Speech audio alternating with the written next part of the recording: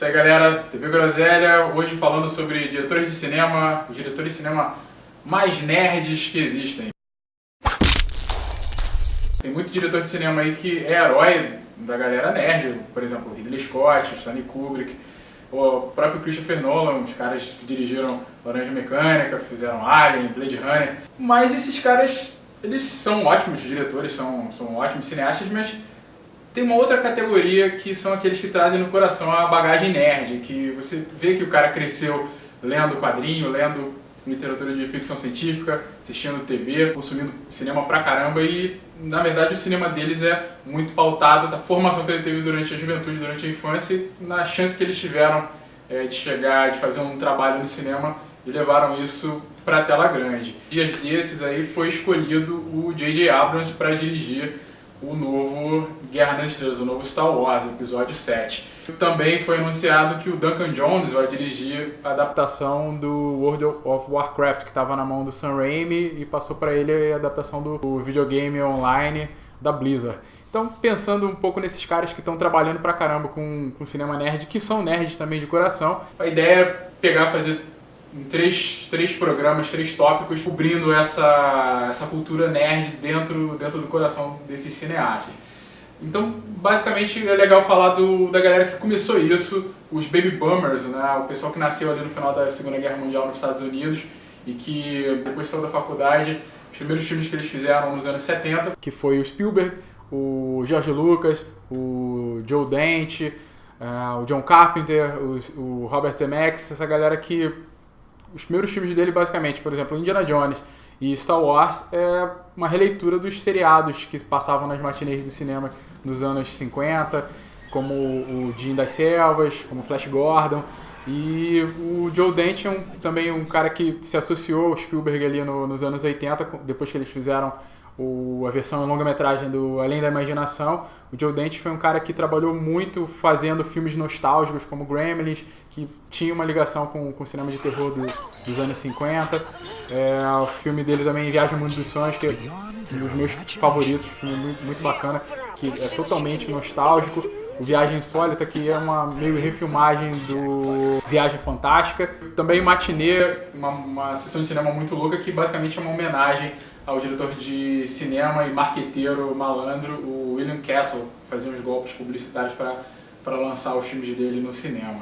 Esse núcleo aí que abriu os caminhos para que os estúdios percebessem que usar elementos de história em quadrinhos, elementos de filmes antigos era uma coisa muito bacana. O John Carpenter é também um grande diretor que apareceu nessa época. Ele é muito conhecido pelos filmes de terror, mas ele fez muitos filmes bons que tinham muito reverência dele com filmes antigos e coisas mais antigas, como por exemplo O Enigma do Outro Mundo, que é um remake do Monstro do Ártico, dirigido pelo Howard Hawks na década de 50. Um grande filme dele que muita gente nunca entendeu, Aventureiros do Bairro Proibido, que é um filme, pra época, ele estava acho que uns 30 anos adiantado, ele já adiantava muita coisa de linguagem de videogame, pegava coisas de cultura oriental, de filme de Kung Fu, de magia, você já viu coisas ali do Mortal Kombat, coisas que você foi ver depois, por exemplo, no Scott Pilgrim ou no Sucker Punch. Muito legal o trabalho do Joe Carpenter também nos anos 80, um dos grandes mestres nerds trabalhando naquela época. E também da família dos nostálgicos tem o Robert Zemeckis, que é o grande parceiro e foi apadrinhado pelo Spielberg no meio dos anos 80. E é dele a grande trilogia De Volta para o Futuro, que é uma série que basicamente fala disso, fala de reminiscência, de saudade do passado, fala de nostalgia e é cheio de referências à ficção científica, à história em quadrinhos. Você vê que as coisas estão ali permeadas ao longo dos filmes. O Zemeckis também fez outro filme que tem muito de fanboy, de garoto que cresceu vendo desenho animado, que é A Cilada para Roger Rabbit, que também é um filme muito bacana, ali do meado dos anos 80, do Zemeckis.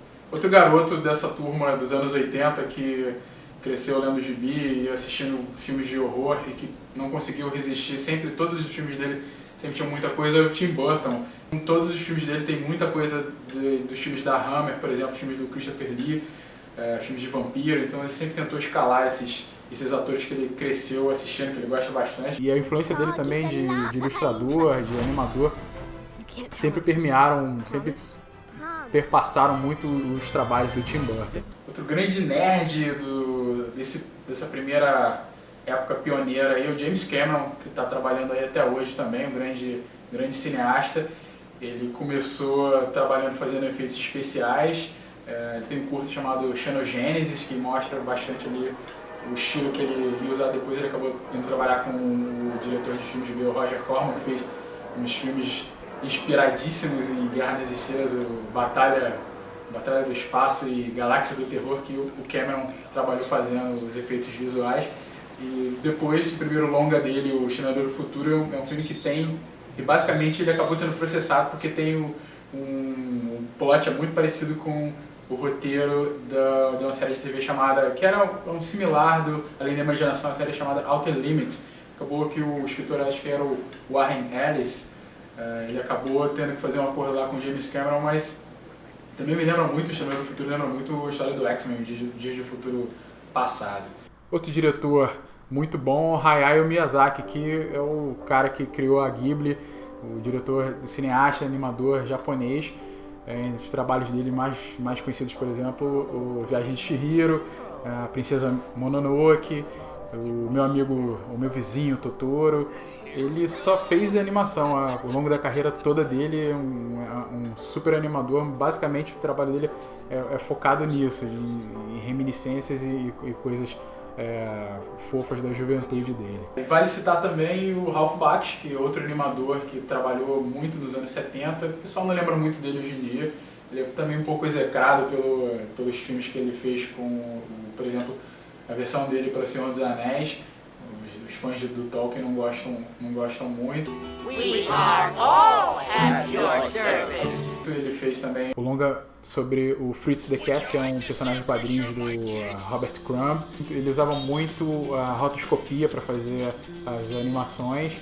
Ele fez o Fire and Ice, que assim, tem bastante daquele clima de fantasia, de aventura do Conan e da revista Heavy Metal. É um cara que basicamente a carreira dele foi focada em animação. Ele fez um dos últimos filmes dele dos anos 90, o Mundo Proibido Cool World, com a Kim Basinger fazendo lá uma personagem animada.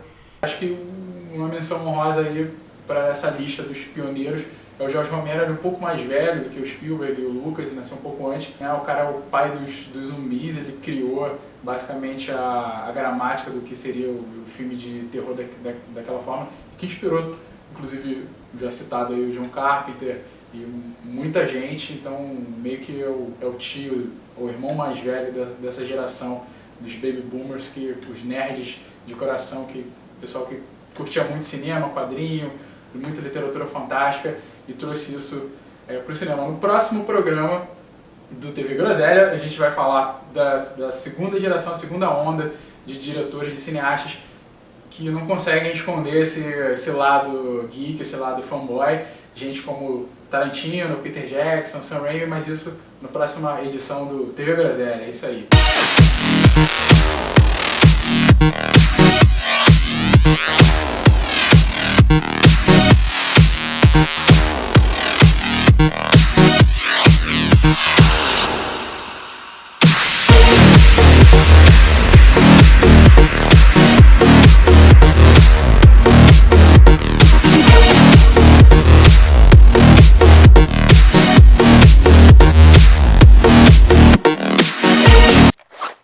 Now close your eyes and see me no more.